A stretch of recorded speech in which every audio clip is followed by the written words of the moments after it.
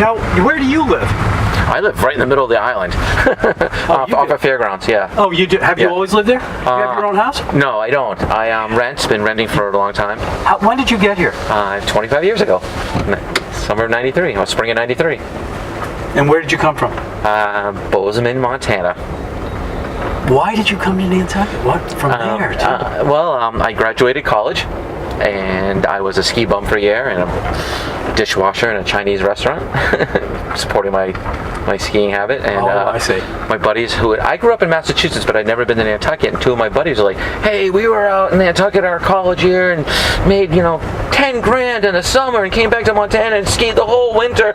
Didn't have to wash one dish." I'm like, "Sign me up for that program." Yeah, sign me up. So I signed up, and three of us drove in a Toyota Tercel. Came out here with a backpack and a bicycle. For one summer. Like for one summer. For one summer. Tried it out. Yeah. And then why did you keep coming back? I met a girl I liked, yes. And I was making really good money, and I could still, it kind of worked with the ski season. What did you do when you were out here? What did you do for work? Everyone, had 3 jobs. I landscaped during the day. I worked at Foods for here and there at night, and the nights I didn't work there, I was either working at India Street. Remember India Street? Oh, sure do. The haunted. I was just putting together the haunted stories. Remember that video? Yep. Mike Caracciolo was the head chef for a long time, and then Tiva worked underneath him. I remember the owner though. Yeah. He's in it. I don't remember. Before he sold it. Boy, that house. What's going on with that? So that house was probably the rattiest house out here in Mattocket. This is, you can turn towards. This is why I love this place. You want to go to Jackson Point? Have you been out to Jackson Point in a while? No. We'll take a right. Which is the house they took down recently? That was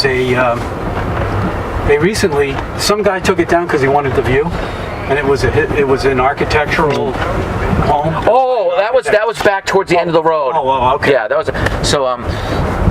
But that you house, mean this point down here? Yeah, right? Jackson Point. So that house was probably the rattiest house in this whole area, and the corner boards were rotten. It was all rotted, and I guess somebody decided they wanted to, nut up and put some money into it. Look at these places. I know. Aren't they great? So it was during the storms of the winter, which you were here for some of them, right? Well, I got here. Yeah, I was gone for January. Right. Okay. So you got March. You got Riley. So this whole road had pretty much had water or ice up to the edge of it, coming up, damaged some of these homes in the back. The ice pushed through their crawl space boards. Yeah, and the end here, it all washed out. It was pretty cool to see. Mother Nature can be a force. And it is going to be coming. Yeah. This is just the beginning of what's coming. Well, it's so hard to predict what the future has as far as weather goes. But no, I hear what you're saying. Definitely the intensity and the amount of storms seem a lot worse. So, I'll go with that trend. It's going higher. So that's why the sea level is going up. No, that is definitely happening. So that's going to affect this. Right. Because it's so low. It's true. Nantucket really, and if you look at it and take a step back, Nantucket is so low. I would never want to have a house here. No way. I wouldn't want it now. If back you inherited years ago when I got here, yeah, that's true. But now, if you inherited a house, you wouldn't say no to it. Of course not. But of course not. I understand you wouldn't buy here. No. And the insurance on something like that must be absolutely crazy. Well, what do we got going here? Well, they might be redoing the dock because the docks blew up during the storms, Storm Riley, and the 2 before that. See the sign on the left that got pushed over. The Osprey platform, they had to put a new one up because that one got. Is there an Osprey there? Yes. So you can see the front of it how it all got damaged. See the one in front? Yeah. And both sides there's those little And looks like they're fixing it, or maybe they're bringing sand out to. Who knows? It looks like they might be even bucking it out someplace. Maybe they're not fixing it. I don't know. These guys are doing something with it. They're taking buckets. They're taking buckets of gravel somewhere. They may be working on Tuckernuck or something. I guess. But that's a tough way to move sand. You think they would just get a barge? Yeah. There is something up there. I'm gonna take a look at that with your high-end camera. Yeah, with my telephoto. Because we saw. So are you? What were we going to say? Oh, I was going to say the Osprey the other day. We saw them pick up pieces of debris and go over there to put it in the nest, but then they flew back out and they never put the debris in. So we were thinking that we might need to seed the nest, put a bunch of sticks in it. You know Bob Kennedy? Have you ever met Bob Kennedy? Oh, sure. So I helped him. He came out here about 3 or 4 weeks ago, and he what I'm calling seeded like 3 nests out like in You helped them Hockamore. out? Yeah, Cool. Yeah, well, Ginger Andrews asked me, Okay. and I said you know. You do a lot of stuff like that, don't you? A little bit. I do a few things. Environmental stuff, is that kind of your thing? Or? Yeah, I mean, listen, life can be short and pain can be long. We're all here to help each other out, right? You got it. So, I mean, if someone asks me to do something, it's hard to say no. I don't know if you get that at all. Sure. Especially when it's for a good cause. Of course. You know, there's a lot of, you know, as much I understood Lorraine, there's like take on people's human nature. Sometimes I also think that I see a lot of good in people too. You know what Sure. I mean?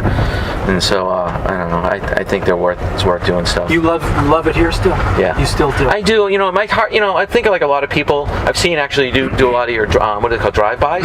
That, you know, people have this like it's like this their dilemma that they love Nantucket so much, but they see this change and they don't know exactly what or how to define it and how to process it and like what's going to be the best change and what's not going to be good and what they should fight and what they shouldn't. You know, it's like such a tug and pull and you know, I kind of narrowed it down.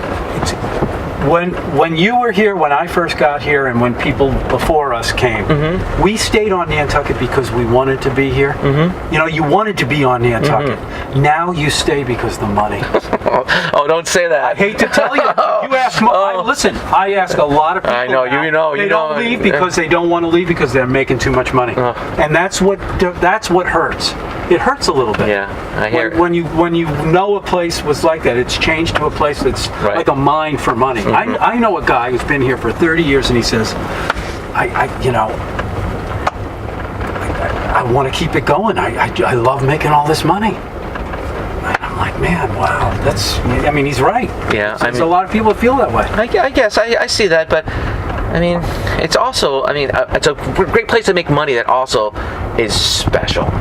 Definitely. So I mean, it's like it's not completely beautiful. Yeah. And we have a history too. We have, from our past being here. It's home. It is home. Definitely feels like home. And I think it goes back to asking me about being into the environment. Like, I mean, you want to make your home as good as it can be. Right. So I mean, that's kind of my impetus. And as far as you not owning, does that bother you at all? Well, it does and it doesn't. So I actually did buy a small piece of commercial land out here that I can't have a residence on right now. Oh, so you do own something? So I do own something. Oh, that's good. I got a good deal, and so I'm in a great rental, and I'm hoping I can stay at my rental as long as I can. The property will be paid off like the early 2020s. So I was thinking if I can hold out to then maybe I can do something with it. I see. Then, instead of paying. Do you go back to Montana? This is the first winter in 20 winters I didn't go back to Montana. And it was the 2 winters I haven't gone back to Montana and snowboarded have been the 2 best winters Montana's had. If you want to go, you can go straight ahead if you want. I've never drive down here ever. So while we have the chance. Yeah, no, I'm totally for it. So this was the first one? This is the first one in 20, and I had hip reconstruction surgery at Mass General. Okay. And so I missed it. How did that work? You're not that old, too. No, it wasn't an old thing.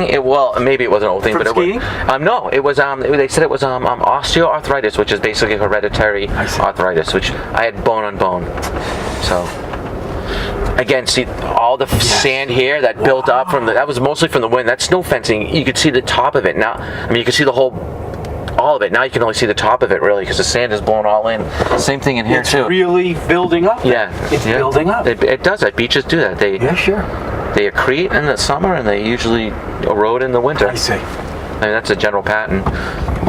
It was weird. Like this last summer, that Lorinda was saying that her property had that what you call the toilet bowl effect. I think is what she said. And it was it really did. For some reason, it was just focused on that area, and the waves were there's really good wave action, but the waves are coming all the way in and scouring out. But that happened in the summer, so there's no set. It doesn't seem as set in stone anymore. The pattern as it has been. So now, since you had your surgery, can you still surf? Yeah, I tested. How do you feel? I feel good.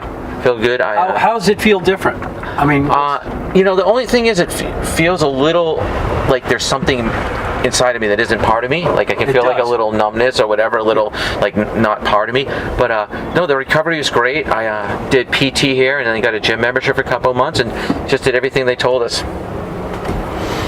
told me to do. Yeah. And Now, what about the other hip? it's fine. And the X-ray showed that. The X-ray showed like one hip had no cartilage or whatever it is between. It was bone on bone, and my right hip was completely fine. My left hip was jammed up.